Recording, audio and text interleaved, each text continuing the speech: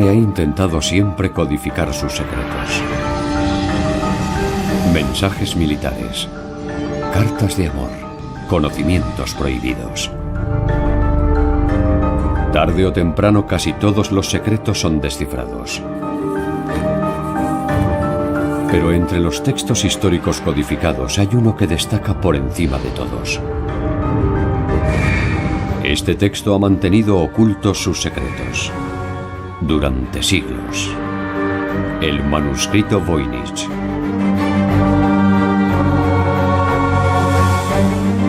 Es el libro más misterioso del mundo. Escrito por un autor desconocido en un alfabeto absolutamente único, está ilustrado con enigmáticas imágenes.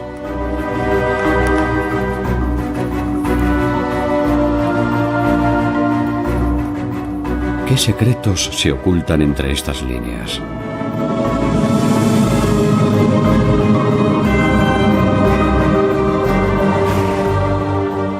Una vez más, un experto ha aceptado el reto. Los materiales del manuscrito serán analizados por primera vez. Tal vez la tinta, los pigmentos o el pergamino proporcionen una clave para desvelar el enigma. El Códice Voynich, el manuscrito más misterioso del mundo. En el cuartel general del Servicio de Inteligencia Militar de Estados Unidos, un grupo de expertos ha descifrado el documento conocido como Código Púrpura japonés. William Frederick Friedman, el director del servicio, era uno de los mejores criptógrafos del mundo. Como entrenamiento, Friedman y su equipo descifraban documentos históricos cifrados. Una tras otra, todas las claves eran extraídas, pero un texto antiguo se resistía tenazmente a todos los intentos de descifrado. El manuscrito Voynich.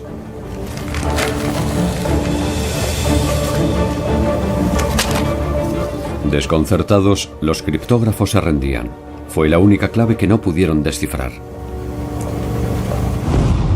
Durante décadas, las aproximadamente 200 páginas del manuscrito han suscitado numerosos interrogantes.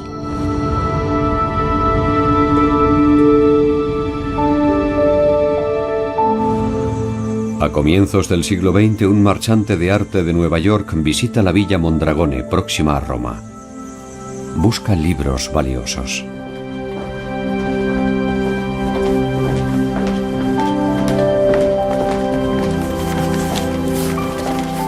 El nombre del marchante americano era Wilfrid Voynich.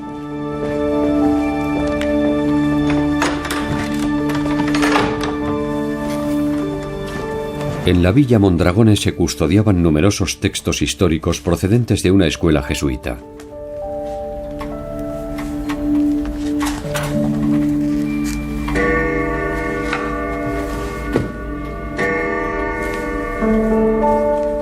Uno de los baúles que Voynich pudo revisar procedía del legado de uno de los eruditos más célebres del siglo XVII, Athanasius Kircher.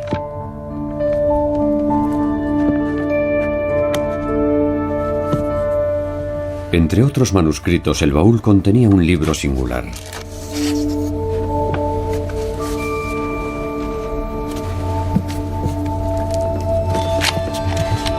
Voynich adquirió el manuscrito e intentó descifrarlo durante el resto de su vida.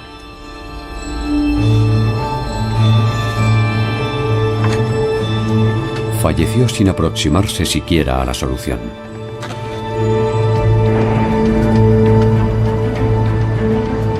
Tras la muerte de Voynich, el volumen acabó en Yale, en la biblioteca Beinecke de libros raros y manuscritos.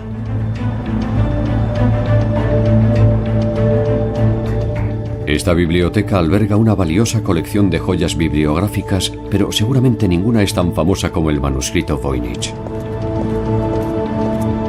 René Zambergen, uno de los mayores expertos en el manuscrito Voynich, lleva años trabajando en él. Buenas tardes. Buenas tardes. Vengo a ver el manuscrito Voynich. ¿Tiene autorización? Sí. Cuando vi por primera vez una ilustración del manuscrito Voynich, tuve la sensación de que podría descifrarlo, de que podría leerlo. Pero estaba equivocado, no pude descifrarlo, igual que le había pasado a muchos otros antes que a mí.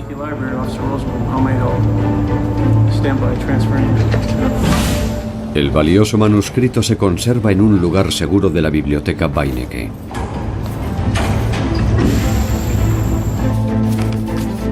Por primera vez, Zandbergen puede examinar el original. Alguien lo escribió, probablemente hace muchos siglos, y lo más asombroso es que a pesar de nuestra tecnología moderna, no seamos capaces de descifrarlo. En más de 200 páginas de pergamino se despliega un universo de 1 millón de detalles gráficos y más de 170.000 caracteres.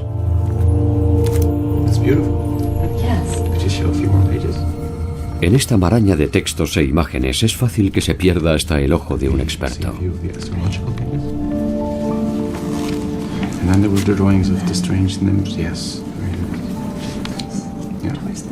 El manuscrito permite muchas interpretaciones diferentes. Hay tantos dibujos y tantas imágenes que puedes pensar en cualquier teoría y encontrar pruebas que encajen en ella. Es asombroso. Una mirada más atenta hace que el manuscrito parezca menos confuso.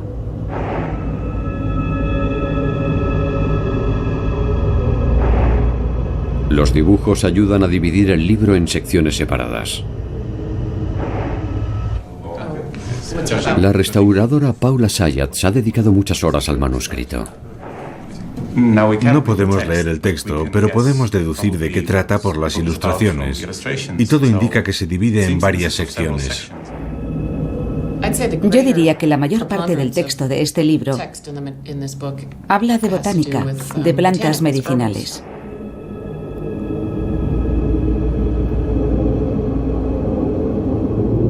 Es evidente que es un libro que habla de esas plantas. Muestra sus raíces, sus hojas, sus flores.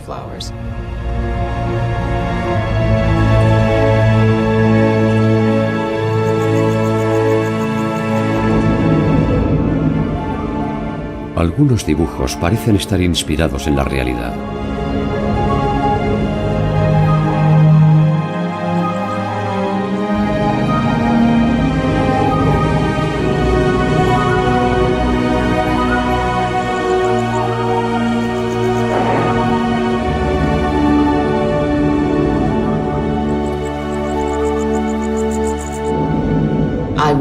Seguramente habla de dónde puedes encontrar estas plantas.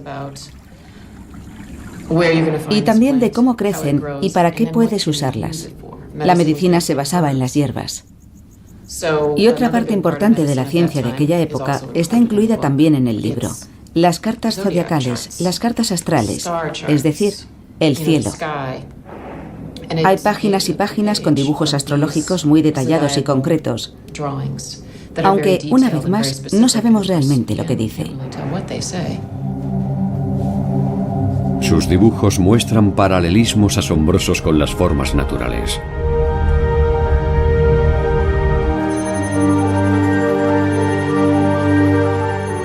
Algunas páginas contienen fenómenos ópticos. En movimiento, estas ilustraciones cobran vida.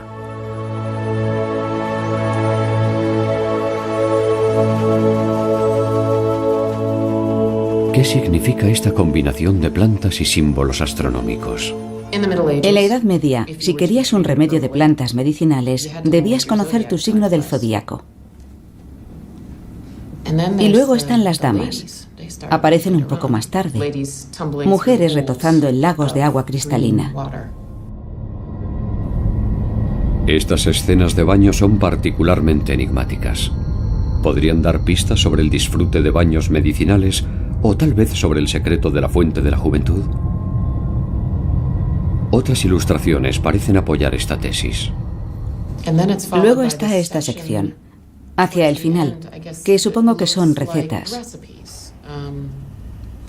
Parece decirnos, así es como tienes que cortar las plantas que has visto en las páginas anteriores.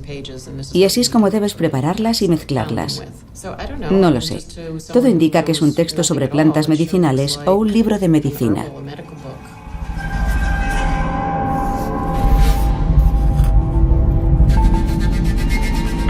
¿Fue su autor un genio de la medicina que intentaba ocultar sus descubrimientos a sus competidores?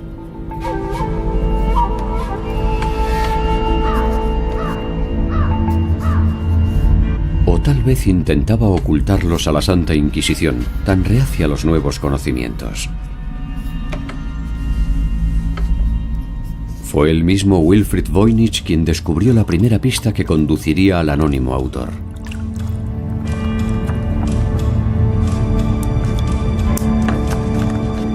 Estaba haciendo copias del original cuando accidentalmente descubrió algo que había permanecido invisible hasta entonces.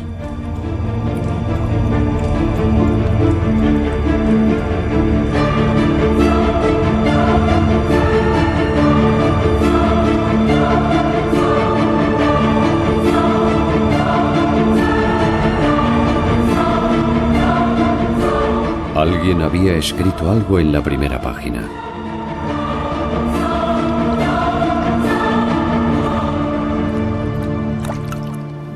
Las palabras habían sido raspadas del pergamino, pero bajo la luz ultravioleta los restos de tinta volvían a ser visibles. Yo veo una T. Una T.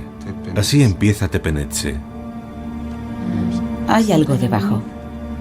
Jacobus de Tepenetze. Está muy claro. ¿Es el número 19, tal vez? Jacobus de Tepenetze era un médico ambulante del siglo XVII experto en plantas medicinales. Sus remedios eran famosos en toda Europa.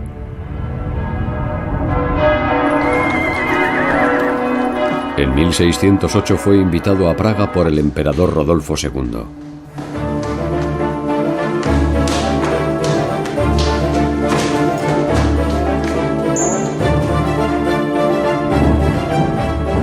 A menudo el emperador sufría de depresión y melancolía. Los célebres remedios naturales de Tepenetze aliviarían las dolencias del monarca.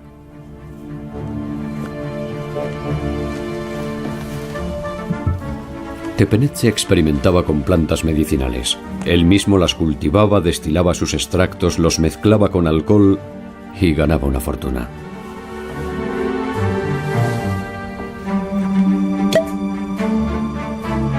Al parecer, sus remedios alcohólicos consiguieron mejorar la salud del emperador. Este elevó a Tepenetze a la pequeña nobleza y le nombró destilador jefe de su majestad imperial.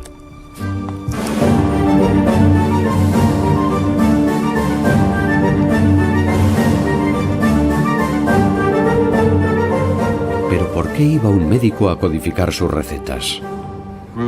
Los grupos que practicaban la curandería a menudo tenían problemas con la Iglesia y las autoridades. Kevin Repp es el conservador de manuscritos de la Biblioteca Beinecke. La alquimia estaba estrechamente unida al avance de la ciencia en los inicios del mundo moderno. Pero al mismo tiempo, la alquimia era considerada un arcano, un asunto extremadamente misterioso. Y la información reunida en sus textos era siempre algo extremadamente secreto. Jacobus de Tepenetze. ¿Fue él el creador del manuscrito más misterioso del mundo?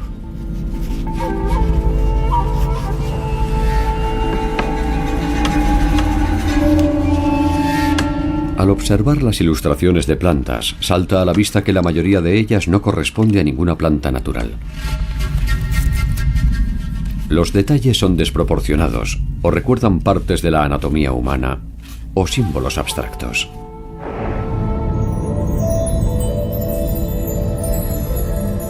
Parecen ser imágenes alegóricas más que ilustraciones de botánica. Esta forma de representar las plantas se remonta a la Edad Media. La tradición medieval no era representarlas de forma realista o naturalista, sino representarlas en función de los poderes que poseía cada planta en particular. Sin embargo, en el siglo XVII las plantas se describían de una manera mucho más realista. Un libro escrito en el siglo XVI o en el siglo XVII debería parecerse mucho más a un libro como este. Este libro es de 1562 y en él, como puede observarse, se da una gran importancia a la precisión. Las plantas pueden identificarse.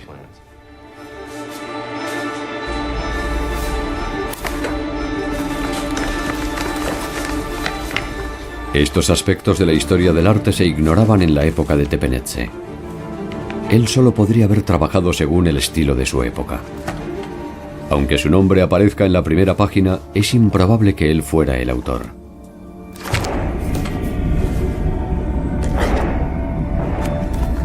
Otros libros de su legado muestran firmas casi idénticas. Seguramente el manuscrito Voynich estuvo en su poder en algún momento.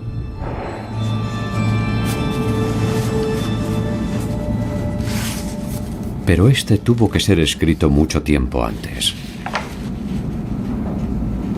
Una carta encontrada junto a él aportó una pista clave.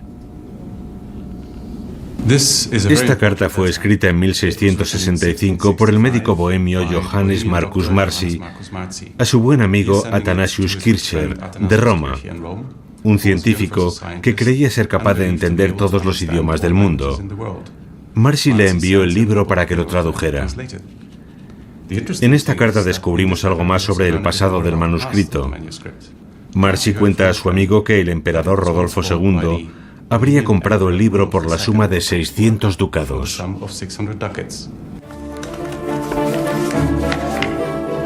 El emperador Rodolfo II era un mecenas de las ciencias. Pero en su época no existía diferencia alguna entre las ciencias naturales y la magia.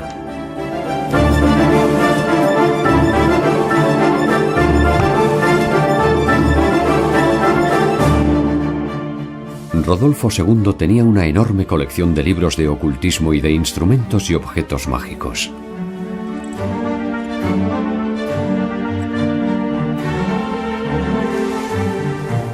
Gastaba sumas ingentes de dinero en su colección que incluía el manuscrito Voynich. A su muerte dejó tras de sí una gran deuda. Todo indica que Jacobus de Tepenetxe era uno de sus acreedores.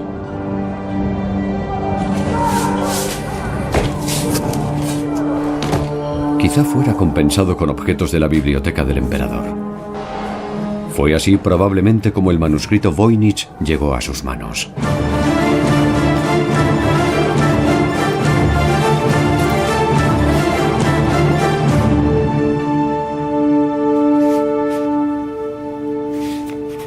La carta al genio universal Athanasius Kircher contiene otra pista sobre el origen del manuscrito.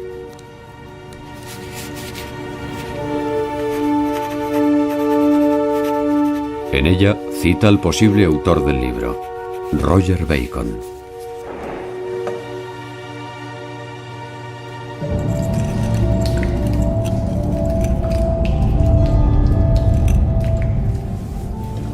Roger Bacon fue un famoso erudito y clérigo inglés del siglo XIII con un expresivo sobrenombre: Doctor Mirabilis, el Doctor Milagro.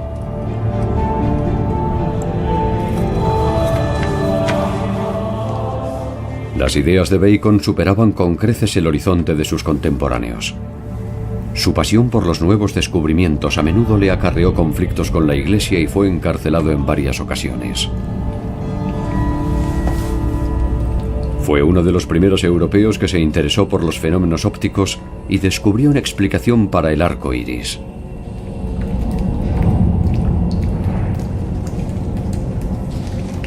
También llevó a cabo experimentos sobre la reflexión y la refracción de la luz.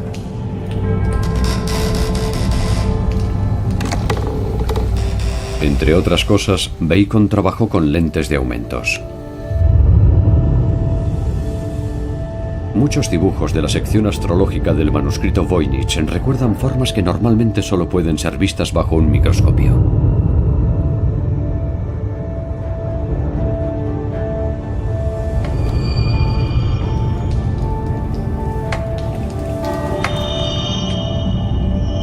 ¿Son estas las primeras imágenes de un mundo hasta entonces oculto?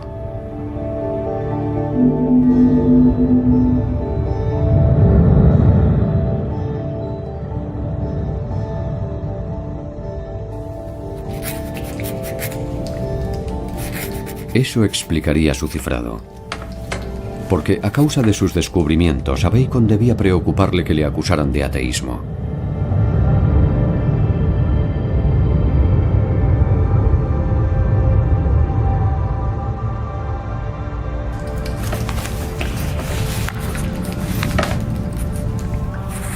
Bacon experimentó con lentes para corregir los problemas visuales. ¿Pudieron alcanzar sus lentes un aumento mucho mayor? Richard Santa Coloma ha investigado los fenómenos ópticos descritos en el manuscrito. En los tiempos de Roger Bacon, no existían microscopios capaces de mostrar las minuciosas observaciones que aparecen en el manuscrito.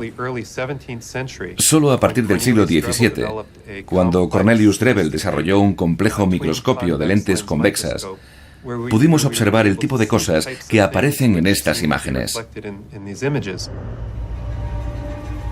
¿Podría ser un libro de apuntes científicos? Al principio pensé que tal vez fuera un libro de notas con observaciones y experimentos realizados con un microscopio por Cornelius Drebbel. Pero con el tiempo llegué a la conclusión de que solo es una invención. Contiene demasiados elementos fantásticos.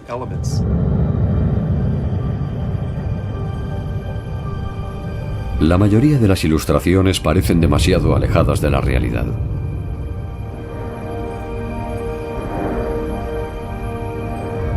¿Reflejan un anhelo por un lugar imaginario?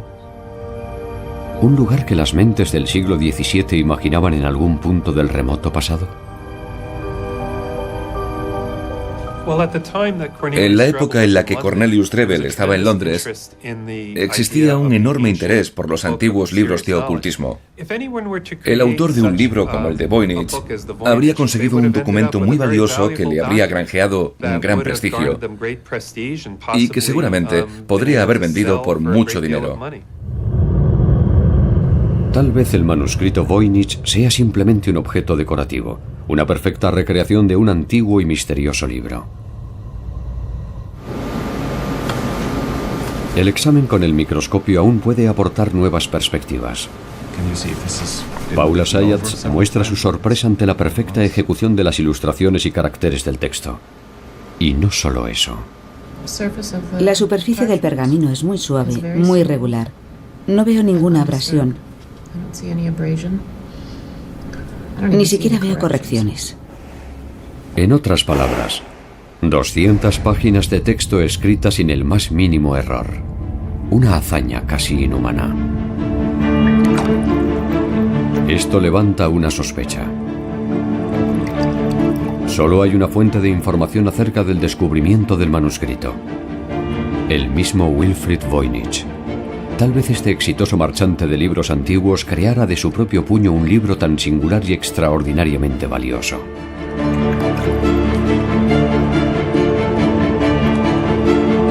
Muchos sospechan que el manuscrito Voynich podría haber sido un fraude.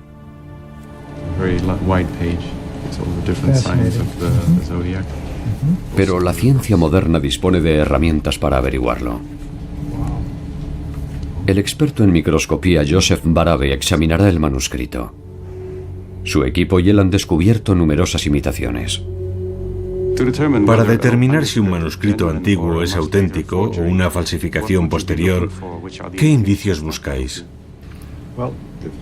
Lo primero que investigamos es si alguna de las técnicas utilizadas no es propia de la época. Pero sobre todo analizamos los materiales. Buscamos una página con buenos pigmentos. De acuerdo. Aquí hay muchas posibilidades. Todas tienen muy buen aspecto. El microscopio revela la belleza oculta del manuscrito.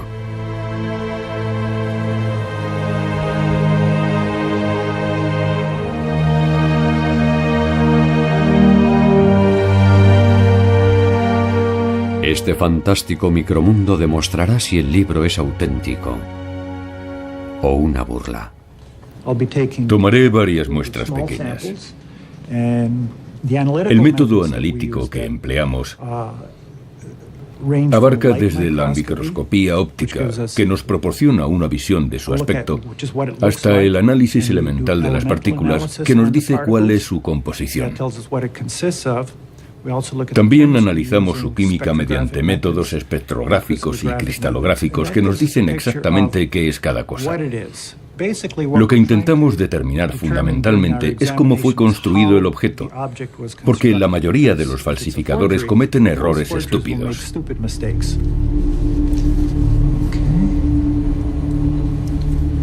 Tomaré una muestra de la superficie.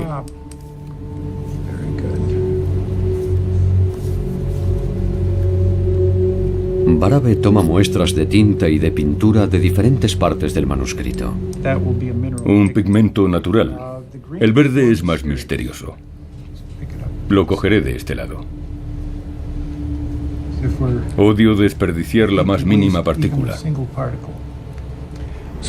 Lo que hemos descubierto es que la tinta es ferrogálica y que fue preparada en diferentes momentos porque los componentes varían de una muestra a otra. El azul es azurita molida, un pigmento mineral muy hermoso. El rojo y el marrón son pigmentos de mineral de hierro. El ocre rojo está hecho con hematita, un material maravilloso. Podemos afirmar que los materiales con los que se escribió y pintó este documento son completamente adecuados para los siglos XV y XVI. Y lo más importante, nada indica que pueda tratarse de una falsificación de los siglos XIX o XX.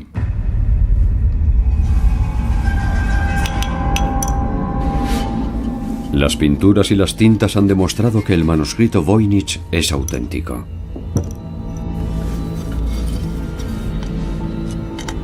Hace siglos, los pigmentos eran extremadamente costosos. Preparar los colores requería gran pericia y conocimiento.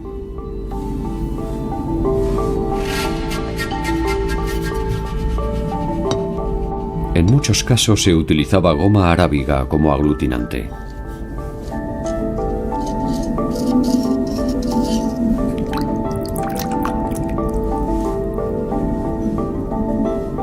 Pintar con pigmentos naturales es un reto técnico.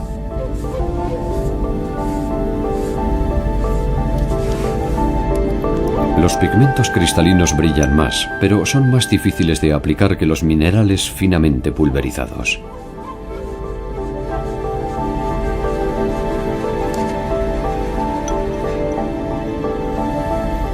Para conseguir tonos brillantes, los colores han de aplicarse con mucha delicadeza. Su autor era sin duda un auténtico maestro.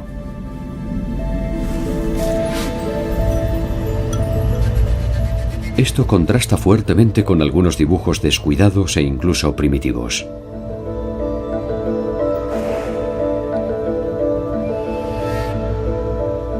Muchas figuras del manuscrito, como la del pequeño dragón o la mujer de sonrosadas mejillas, parecen ser obra de la mano de un niño.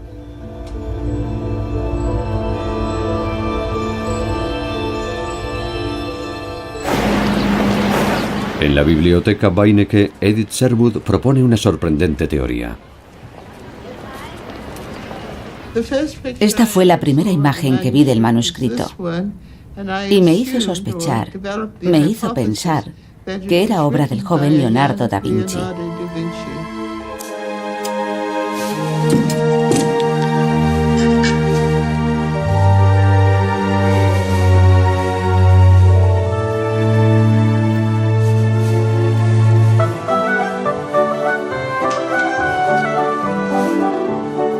Leonardo fue un niño superdotado que creció en el seno de una familia acaudalada. Desde su más temprana infancia debió practicar el arte de la pintura y la escritura.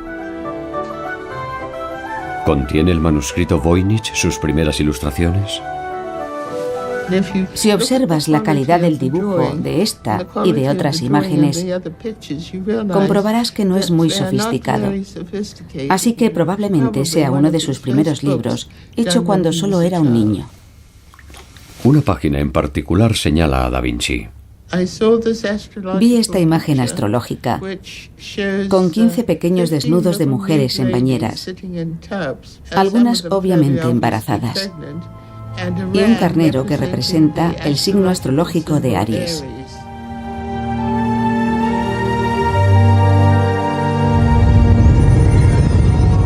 El símbolo de Aries podría representar el mes de abril. El carnero aparece rodeado de 15 mujeres visiblemente embarazadas. Si cada mujer representa un día, la ilustración podría significar 15 de abril. Las mujeres sujetan estrellas, símbolos del nacimiento. De una de las estrellas cuelga una cinta de rayas.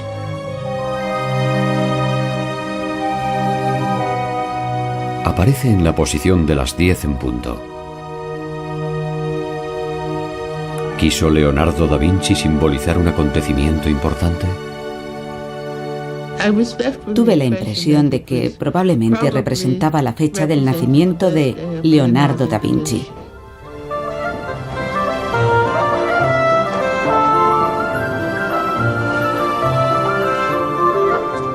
¿Fue el manuscrito Voynich un ejercicio temprano de texto cifrado como los que produciría más adelante?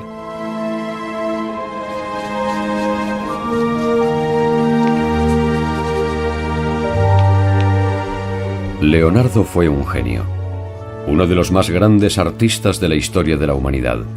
Incluso a una temprana edad era un dibujante experto. Los dibujos del manuscrito no muestran señal alguna de su genio precoz, y no hay ninguna razón para pensar que pudiera ser uno de sus ejercicios juveniles. Paula Zayats está convencida. ¿Habría sido un libro muy caro? Sí, habría sido un libro muy caro. Los pigmentos, en especial los minerales, son de muy buena calidad. Eso es algo que evidencia el hecho de que aún aparecen claros y brillantes. El pergamino es más caro cuanto más grande es la página, y este libro contiene varias páginas desplegables, incluida una doble página, lo cual no es habitual. Los pergaminos de este tamaño debían ser sacados del centro de un trozo de piel, lo cual era muy costoso. Su autor tuvo que disponer de medios para conseguir una buena cantidad de pergamino y pigmentos de la mejor calidad. Y también contar con el tiempo necesario para hacer algo así. Al menos necesitaría un par de años de minucioso trabajo. Todo indica que el desconocido autor invirtió varios años de su vida en un libro cuya producción debió costarle una fortuna. La información que puso en él debía tener mucho valor. Tanto que tenía que ser cifrada. ¿De qué formas de cifrado disponía el autor?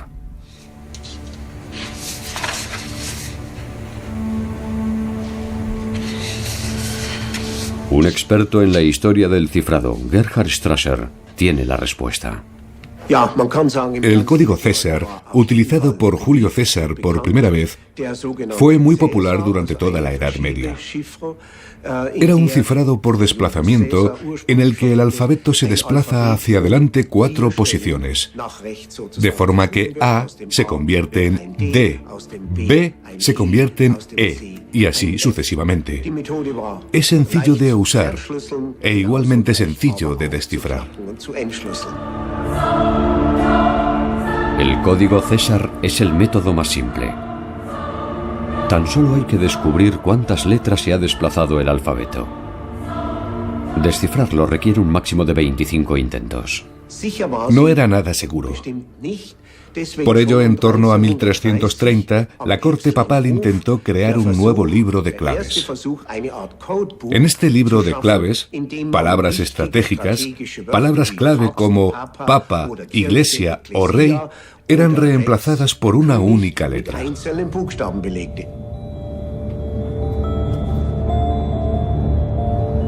Para descifrar el mensaje, el destinatario necesitaba tener una lista de palabras clave. El uso de este método implica una lista de claves en constante aumento que resulta tedioso actualizar. Otro problema es el envío seguro de esta lista al destinatario. Más fácil de usar, y más eficaz era el disco de cifrado. Varios anillos giratorios con caracteres permitían al usuario crear claves más complejas. La tabla de cifrado se desarrolló a finales del siglo XVI. Desde una perspectiva moderna, todos estos métodos resultan bastante simples. ¿Los antiguos sistemas siguen planteando problemas o podemos descifrarlos fácilmente? Hoy, con los análisis de alta frecuencia y los métodos de descifrado que utilizan medios informáticos, podemos descifrar fácilmente textos del siglo XVII, incluso del siglo XVIII. Pero para hacerlo, necesitamos una extensión mínima. 30 caracteres no son suficientes. Si disponemos de ese mínimo, y siempre que el texto tenga sentido, cualquier documento cifrado de esa época puede ser descifrado. ¿Significa eso que semejante profusión de caracteres representa un texto con sentido? Para averiguarlo se han procesado electrónicamente los 170.000 caracteres que componen el manuscrito.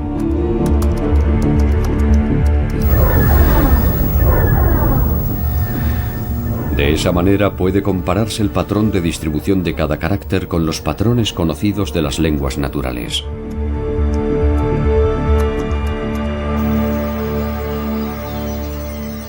Algunos caracteres aparecen con mayor frecuencia que otros, como, por ejemplo, algunas vocales en las lenguas europeas.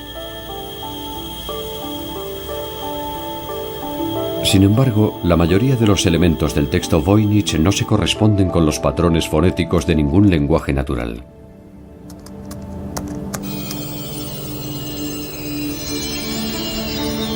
A pesar de haber sido utilizadas todas las técnicas modernas, el misterioso manuscrito sigue sin revelarnos su secreto.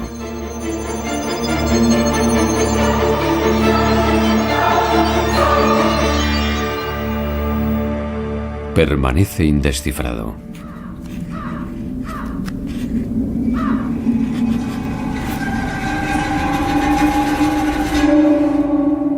El lingüista Gordon Ragg sigue pensando que va por el buen camino.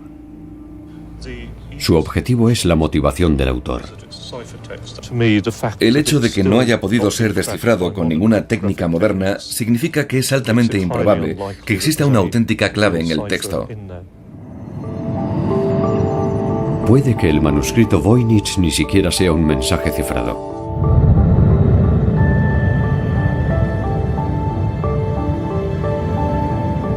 Los patrones de distribución que ha descubierto Gordon Ragg apuntan en otra dirección.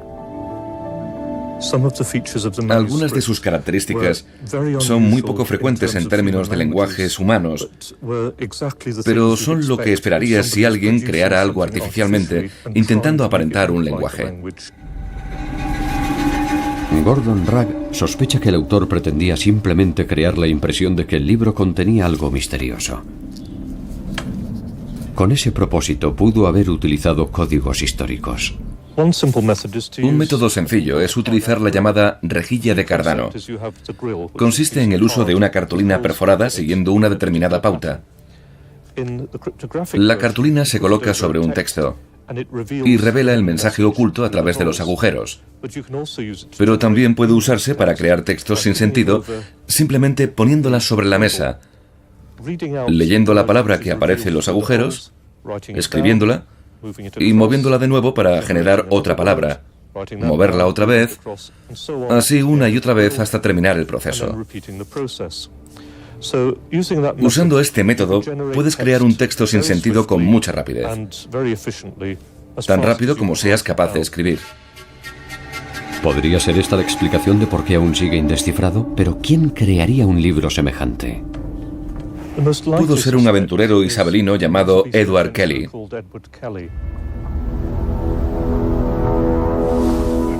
Edward Kelly nació en Inglaterra. Escribano en su ciudad natal, fue despedido por falsificar documentos oficiales. Se cuenta que le cortaron una oreja como castigo, un hecho que ocultó el resto de su vida bajo sombreros y pelucas.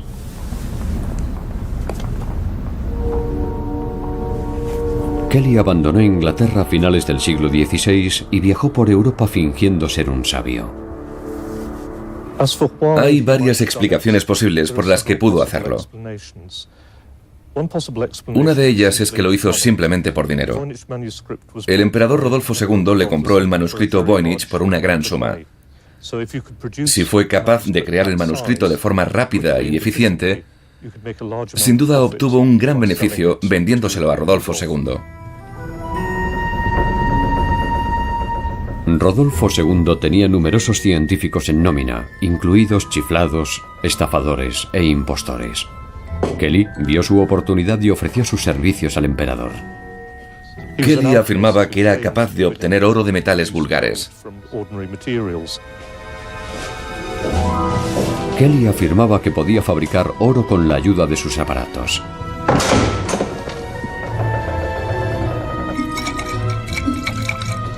Para poner a prueba sus habilidades, el emperador Rodolfo hizo revisar sus herramientas y encerró al alquimista en una habitación.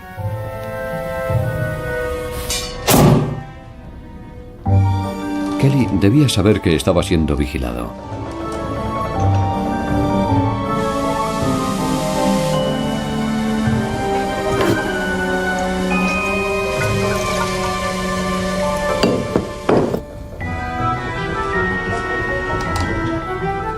Sus misteriosos experimentos nunca produjeron oro, pero no era necesario. Kelly introdujo a escondidas una pequeña pepita de oro en la habitación. Impresionado, el emperador contrató a Kelly.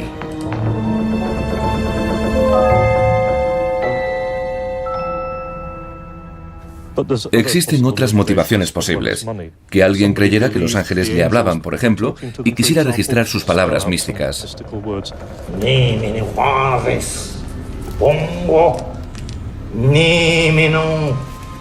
Kelly había experimentado con tales fenómenos. En nombre de otro inglés, el matemático John Dee mantuvo contacto con los ángeles durante un tiempo. Por supuesto, Kelly era la única persona que conocía el lenguaje de los ángeles y así fue capaz de dictar sus palabras ante el entusiasmo de John Dee.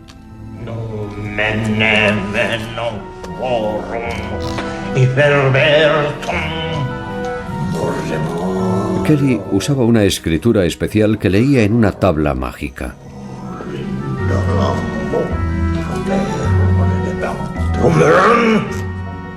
El lenguaje angelical, por supuesto, era pura fantasía. Al parecer, su colaboración finalizó abruptamente cuando los ángeles indicaron a Kelly que Dee y él debían intercambiar sus esposas. Kelly tenía los medios, el móvil y la oportunidad, y la personalidad para este fraude.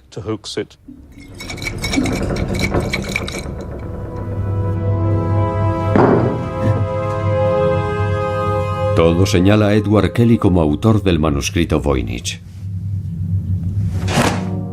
Con anterioridad había inventado un idioma falso.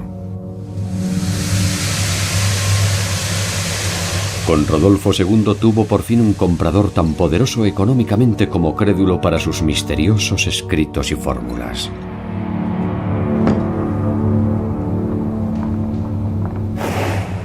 Hoy, por primera vez, podremos condenar al embaucador del siglo XVI gracias a las modernas tecnologías. Greg Hodgins, de la Universidad de Arizona, tomará varias muestras del manuscrito Voynich.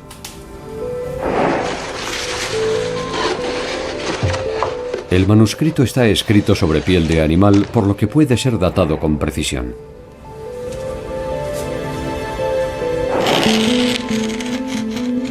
Como cualquier material orgánico, el pergamino puede ser sometido al método de datación por radiocarbono.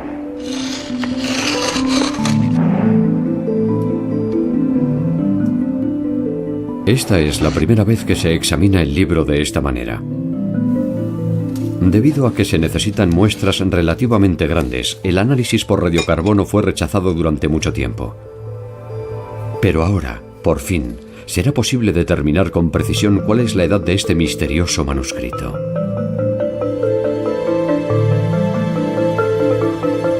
Para garantizar la precisión del procedimiento, Hodgins toma 4 muestras de 4 páginas diferentes. Unas semanas después llegan los resultados y son sorprendentes. Tenemos 4 resultados, pertenecientes a las 4 muestras que tomamos del manuscrito, y como puede observarse, las fechas se encuentran extraordinariamente próximas. Eso indica que las 4 muestras fueron creadas en un espacio de tiempo muy breve. Es más, dada la proximidad de las dataciones, podemos tratarlo como un único objeto que ha sido datado 4 veces, y eso aumenta la precisión del resultado. Por lo tanto, todos los datos obtenidos me llevan a concluir lo siguiente.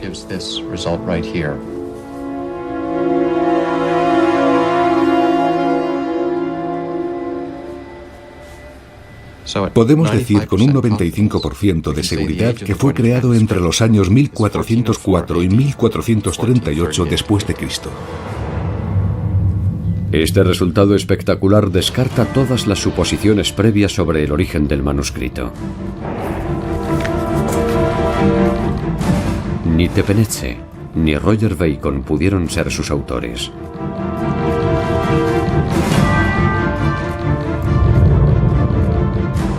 Leonardo da Vinci nació medio siglo después. Hasta Edward Kelly tiene ahora una firme coartada. Su vida transcurrió 1 siglo y medio después. Ninguna de las teorías existentes suponía que el manuscrito pudiera haber sido creado en el siglo XV. Todos los métodos de análisis actuales han sido aplicados al manuscrito Voynich. Fue escrito alrededor de 1420. Esto hace que un detalle de su contenido cobre un nuevo significado. En más de 200 páginas llenas de fantásticas imágenes, solo hay una representación realista de una ciudad. Una ciudad con torres, murallas y torrecillas. Las murallas están coronadas con las denominadas almenas cola de golondrina.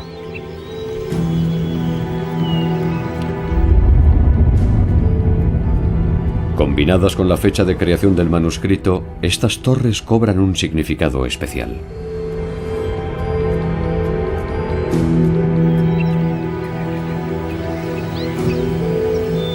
Más adelante, las almenas cola de golondrina fueron comunes en toda Europa, pero a comienzos del siglo XV solo existían en el norte de Italia. Durante el periodo renacentista, el norte de Italia fue una de las regiones más ricas e influyentes del mundo occidental.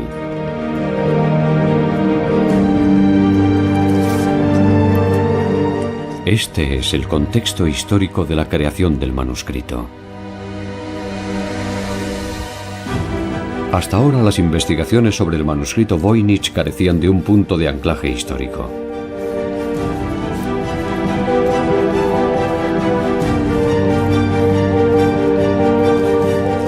Nadie sabía en qué momento o región debía comenzar la búsqueda.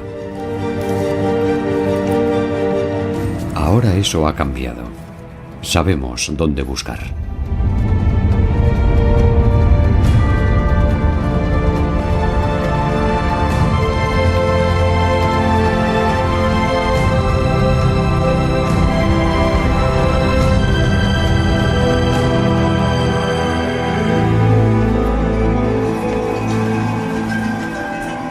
Será emocionante ver qué nuevas referencias al misterioso manuscrito serán encontradas en los archivos de Milán o Venecia.